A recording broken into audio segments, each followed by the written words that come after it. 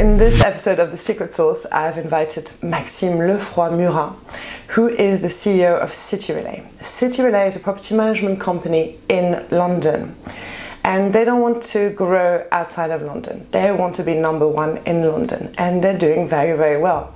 In fact, they don't just represent their own properties, they also help other local property management companies to grow by offering operations.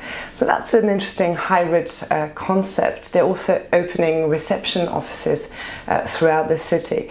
So I had tons of questions for Maxime about that, and also about marketing and technology. And you can listen to those on podcast or watch the answers on YouTube. See you on the other side.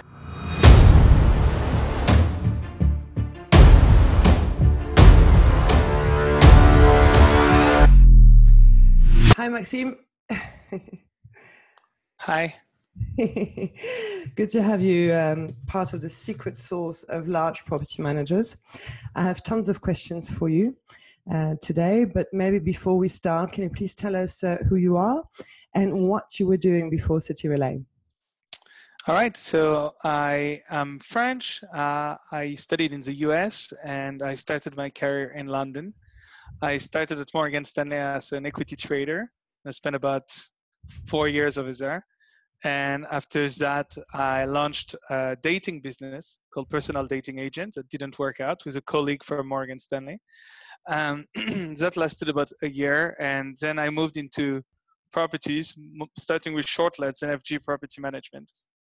And within 3 years, I realized that it was difficult to scale as I was doing the business, and I came up with the idea of City Relay and the reception space concept. Okay, I want to hear everything about this concept because I think it's quite unique what you're doing. But first of all, I read, or I saw from a previous interview that I watched from you, that you consider City Relay a tech-enabled property management company. Is that guest-facing tagline, or is it for property managers? So we use a lot of tech to service our customers. I mean, we use obviously your software, Rentals United, to get our bookings, but we also use Logify on the website side. We use Outswitch that we recently acquired on the yield management side. So we have a whole bunch of tech tools in order to service the customers. We use Wishbox for the guest, we use Breezeway for the cleaning. We use all those tech tools and we kind of link them together to provide the best possible experience. Okay, I want to talk about tech later, but does that mean you outsource everything? You don't build anything yourself? So Outswitch is a tool we own and we build upon. It's sometimes more cost efficient to use external softwares, and we're still looking for a head of product. So, currently we've kind of slowed down tech development. We still have 2 programmers working for us, but we are on hold until we clarify exactly where we want to go. We think there's a lot of great tools out there. Obviously, we'd never go into channel management because we think you're great at it. We wouldn't go into a whole bunch of things because there's a lot of good tools out there. So we want to build something that makes sense financially and that really will bring value to our service. And what is that? Have you found that out yet? Well, it's mostly linked towards operations. So we're a big operation company. We operate almost 1,000 short-let properties for a lot of other companies in London. So a lot of short-let companies in London outsource most of their operations to us. So in order to process that, because they all use their own PMS, they all use their own tools, we need to bring all that information together and provide a great service and give them great updates. They should be able to visualize their statements live. They should be able to know when a cleaning is started, a cleaning is ended, have a report with pictures. Now, you can do that through Properly, you can do that through Breezeway, you can do that through a lot of tools, but we'd like to build a tool that really, that accumulates everything and provides the necessary information in a one-stop shop. But at this stage, I mean, we're also pleased with exploring the tools out there and what they can bring to us. Cool. So you said that you have 1,000 PM that work with you, and they use you for cleaning. No, 1,000 properties. I didn't say Okay, 1,000 1,000 properties. properties. Yeah. And they So use they you for, use us for a lot of them use us for check-in at the property. It could be for cleaning. We sell housekeeping packs, so we have our own warehouse, we have our own vans, we have all our own operations, so we can really deliver at scale housekeeping. So normally a lot of operators will be hiring housekeepers and then hiring maybe air linen or nest angel for the linens. They will be hiring another company to do the maintenance. They will be trying to put hospitality packs inside their flat, putting little toiletries inside themselves, or trying to do that with a cleaning company, but they don't really know how to do it. So we offer that one-stop shop with the warehouse where we can even white label the service. They can have their own shelf at the warehouse with all their products. So it's delivered to their brand by City Relay. And because we have all those vans on the road, we have all those people, we can deliver that at scale with quality and consistency with one account manager, with your liaison contact, instead of having all these third parties. So it's not only it's cost efficient for other companies to use us, but also they can reduce the number of staff they have in-house, and they can focus just on scaling their business. Okay, that's great. But you also have an offering for private owners as well. So you're a property manager yourself? Yes, so we're property managers ourselves. We also offer short-let management service to individual owners, but we also offer it to other property managers. And there's no clash there? Don't they feel that that you're competing? So obviously, people can see sometimes a conflict of interest. I mean, ultimately, we're not here to steal their clients. The market is big. There's properties for everyone. Everybody's got their own target. Some people will be luxury focused, some people will be studio focused, blocks, or whatever. There's all kinds of managers that have different priorities. So we see obviously some kind of conflict of interest because we're doing the same thing, but I think it's a bit like Ocado servicing as a supermarket chain, or it's a bit like we build that operation savviness, and with that density, with that scaling, we're able to service everybody so much better that it makes a lot of sense to go through us. I see. And so you said the market is big, but you're focusing solely on London, right? Yes. You don't want to expand out. We don't have any short to mid-term plans to expand anywhere else. Yes. So how are you going to scale through helping these property management companies? Well, I mean, actually, in each neighborhood, there's thousands of properties, right? So you got 50, 60, 70,000 properties in London, on Airbnb. And I don't think Airbnb really reflects what the depth of the market is.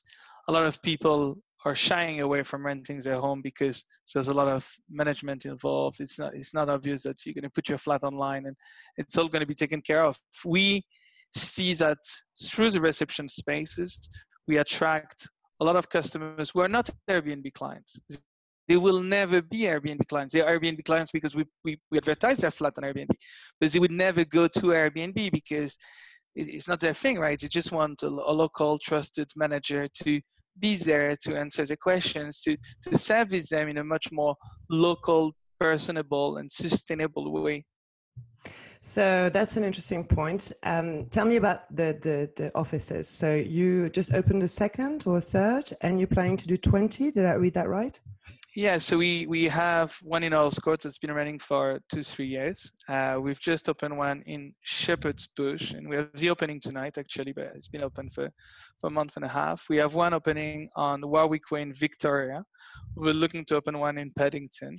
And the idea is to cover London with those local reception space. Now, reception spaces have several goals. One is help to service the guests. So guest arrives early, needs to put his bags, the flat's not ready, he can go to the reception, put their bags. The guest has something he wants to mail. The guest is going to travel around Europe and wants to leave his luggage.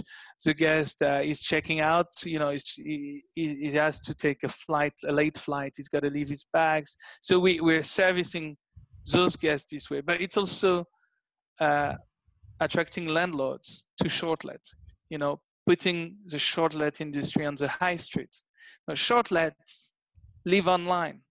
No, they live only online, which doesn't make any sense, right? So, there's a lot of trends like purple bricks, online estate agents, all these things. But the truth is, real business is happening on the street. I mean, it's still the core business, and shortlets has never lived on the street. So we see that living on the high street gives us great visibility, and we believe it provides value to the guests because they have the reception. It really attracts new kind of host, and it also helps us operationally.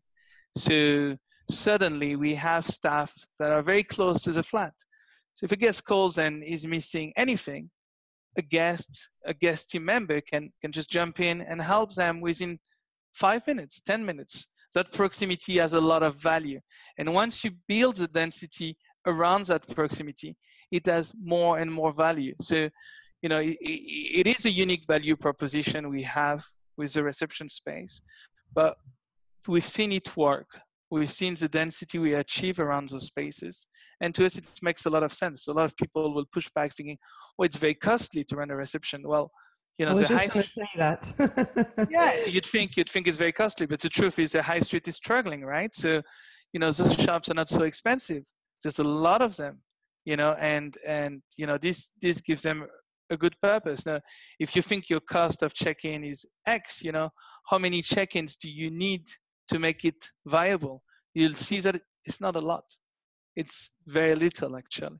So it makes a lot of sense, as a servicing tool, but also as a company, it helps us, and it is profitable. Very interesting. So we talked a lot about how you market to owners and other property managers. How do you market to guests? Is the guest experience, the brand for the guest experience, is that something that's really important for you? Do all the apartments look similar? Is there something that points to the fact that this is a City Relay apartment? How does that work for you? Yeah, so our hospitality pack is branded, so that gives them a view of where they're renting. Now, all the flats are not the same. We're not Sonder, we're not Domio, we're not Stay Alfred you interviewed. We're not one of these guys because we don't control our inventory, right? So we are, we obviously we're selective, but we're not one fine stay. We accept a lot of owners to work with us. We try to help them standardize the experience. We think it's key, and obviously that's why all those master lease or let operator are very successful, is because standardization is a massive issue, and landlords are sometimes difficult to teach that. You need to bring a certain level of standards, but we're working towards that, and we want more and more flat to be at to a certain standard. Obviously, as a property manager of private homes, they will never all be the same. Right. Clearly. Clearly. Good. So, new question I haven't asked before. Let's see what you think about it. And if there are any children listening, please close your ears. What's your biggest fuck up so far as a company? I think we tried to do too much. And when we started, we did so much that we did the laundry. We had washing machines, we had dryers, we had iron rolls. We tried to do everything. And I think that was a mistake. And we probably still do too much. I think because I built this business with no resources myself, it's purely been me alone. And we've recently had a round of investment in April, May, but from 0 employee to 50 employees. There was no external investors. I was alone. And when you're alone, you really try to generate income out of everything and to save every way you can and to try to make it work every way possible. And sometimes it took me in the wrong places, So I think, laundry, thank God when I took the warehouse, I wanted to install all this like professional machinery and go all in on the laundry, and I didn't. And, that was the right call. Good. Thanks for your honesty. And so Outswitch, the acquisition of Outswitch, how did the customers of Outswitch react? Because they had their own customers, right? So now yeah, absolutely. So Outswitch, I've always been involved in Outswitch. I own the stake in Outswitch. So we've City Relay has acquired the rest of the company. I had a 40-odd% stake in the business. So I was very involved, and I built Outswitch with another co-founder called Ziad. And we built it together, and we built it because we felt yield management tools out there were not very, very useful, and we felt that we really wanted to keep control. I mean, a lot of the beyond pricing or the price labs are very kind of black box oriented, like telling you where it should be, whereas we wanted to give the power to the manager to really price it, but give him the tools to really play around with it. Now, Outswitch users, are fine. They're still using the software. There's no big issue with that. Obviously, we're still debating if we're going to build a software that's going to be mostly focused on City Relay's growth, or is that going to be a tool that we will also really listen to customer feedback. I mean, this is a bit of in limbo, and we're still trying to figure out. But at this stage, we're supporting the client, where we run Outswitch as it was, basically, with the same. I see. Now let's talk a little bit about marketing. I mean, when we talk about price, we're already talking about marketing, but in terms of distribution, how do you choose your channels that you're going to advertise the properties on? And do you work with any niche and local channels, or are you just banging on the big OTAs? How does that work? How does the process work?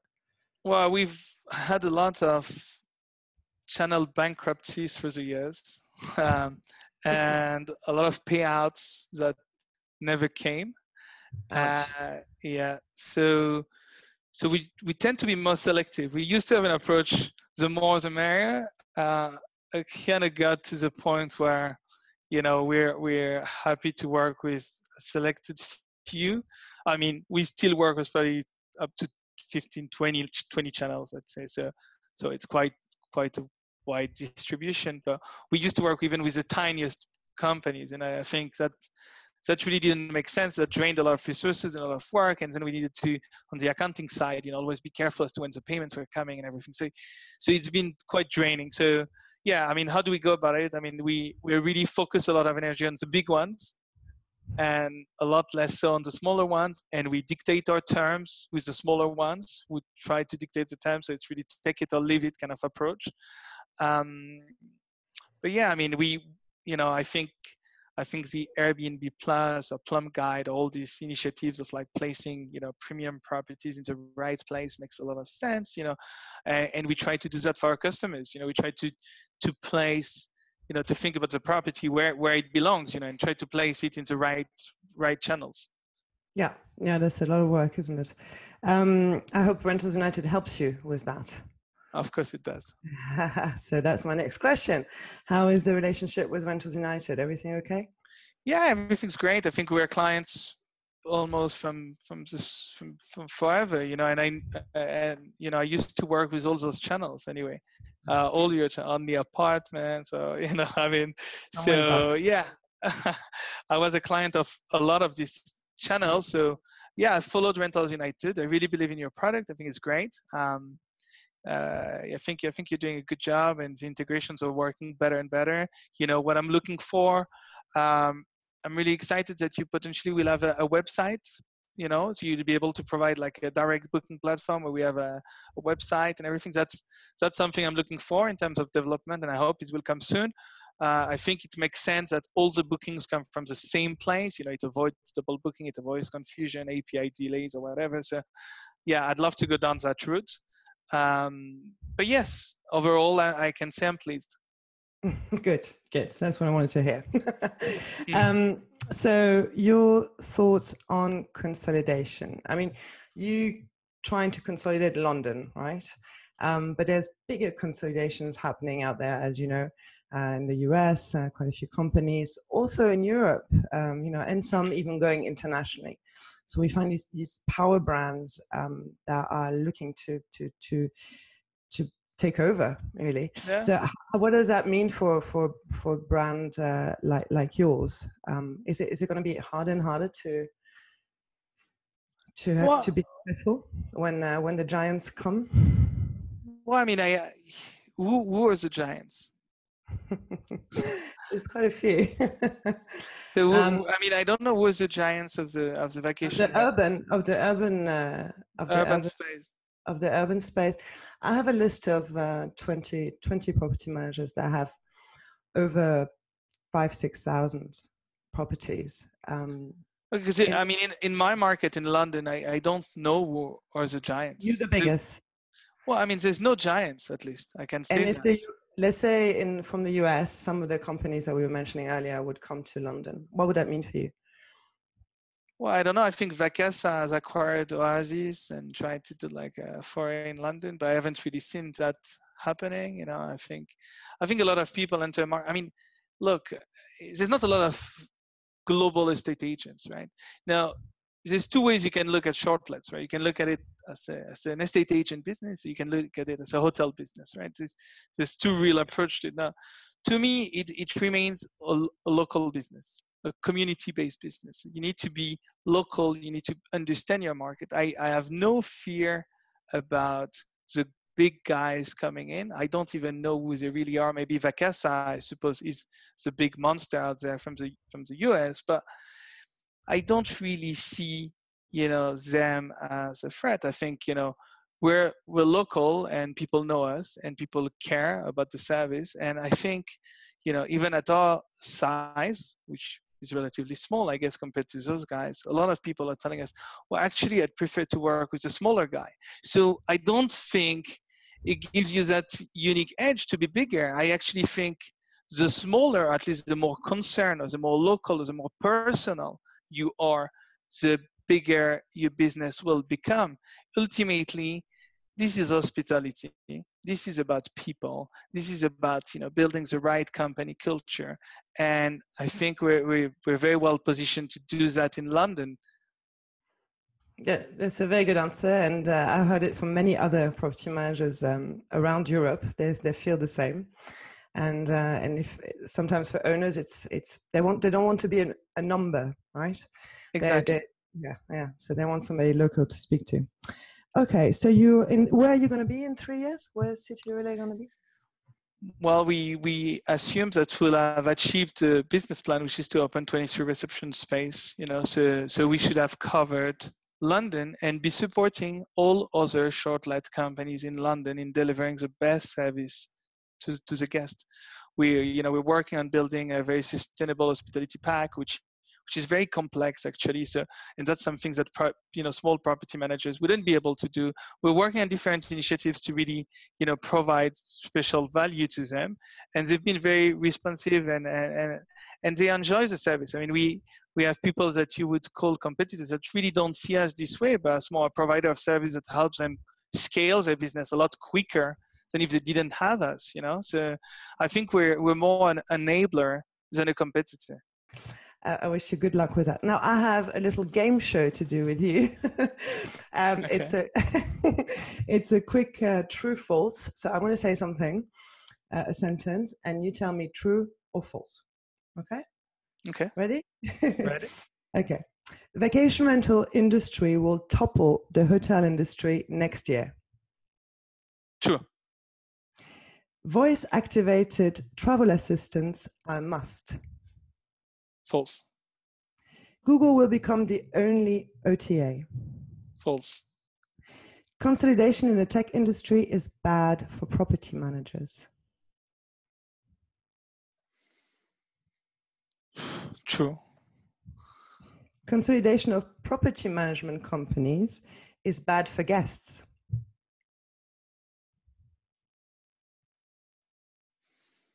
False. Vacation rental growth in urban areas will continue despite regulations. True. You have to invest in technology because guests' needs are changing. Guest needs are changing? Are changing. That's why you have to invest in technology. False. Traveling with No, sorry, not that one. Keyless locks are must. They're great. But then again, it's not that easy in big cities. True. You no, I'm answering. True. US brands will have a hard time implementing in Europe. True. When space travel becomes available, you'll scale into lunar territory. False. Very good. Thanks so much. That's it. Thanks so much for your time. It's been super interesting. I love that. It was really good to get to know your business. Thanks so much. Cool. So, cheers. Thanks so much. Thank you. Ciao, ciao. Bye, Maxime. Ciao. Bye.